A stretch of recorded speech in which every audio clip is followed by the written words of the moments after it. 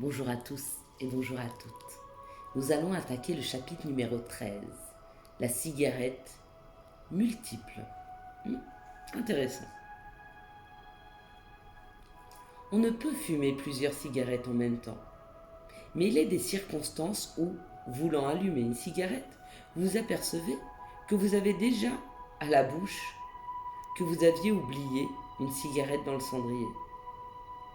Cela est moins anodin que vous ne le pensez. Comme je l'ai déjà dit, la cigarette finit par ne plus satisfaire votre propre besoin de nicotine. Même lorsque vous l'avez entre les lèvres, il y a quelque chose qui vous manque. C'est le terrible sentiment de frustration, de souffrance, le fumeur à la chaîne. Vous ressentez le besoin d'une cigarette alors que vous en avez une en bouche. Beaucoup de grands fumeurs se tournent alors vers l'alcool ou d'autres drogues plus dures, mais je m'éloigne de mon sujet. La cigarette multiple est due à au moins deux des prétextes habituels pour fumer, tels que la relation sociale, les repas, etc. Ce n'est pas comme cela en a l'air, une contradiction. N'importe quelle forme de situation sociale peut être stressante, même lorsqu'on se trouve avec des amis.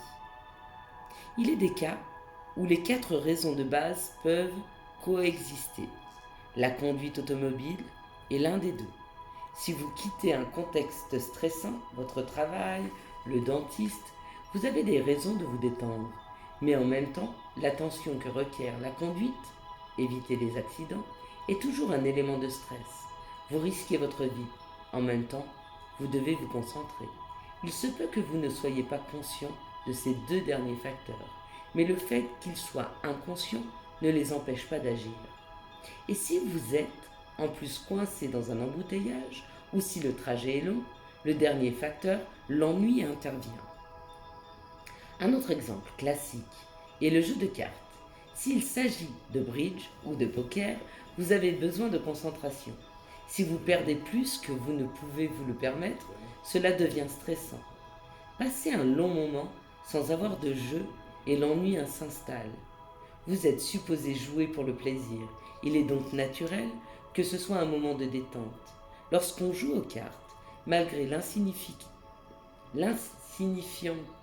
des symptômes de manque, chaque fumeur, comme une cheminée, même si sa consommation habituelle est très faible.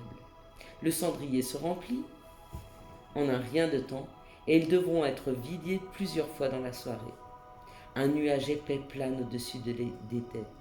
Si l'envie vous en prend, demandez à n'importe lequel de ces fumeurs s'il est vraiment en train d'apprécier sa cigarette. Il vous répondra avec assurance que c'est évident. C'est souvent au réveil, le lendemain d'une telle soirée, que la gorge en feu, on décide d'arrêter de fumer. Ces cigarettes multiples nous sont très chères et nous pensons en arrêter que ce sont elles qui nous manqueront le plus. Nous pensons que la vie sera moins agréable sans cigarette. En fait, c'est toujours le même mécanisme. Ces cigarettes soulagent un état de manque et dans ces moments-là, agréable ou non, notre besoin de se soulager est plus grand.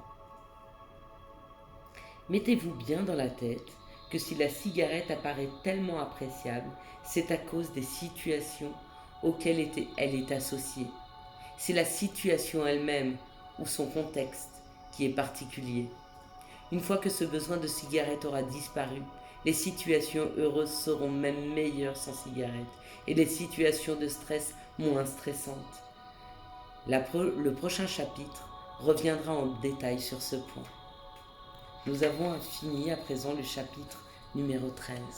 Je vous souhaite à tous et à toutes une excellente journée.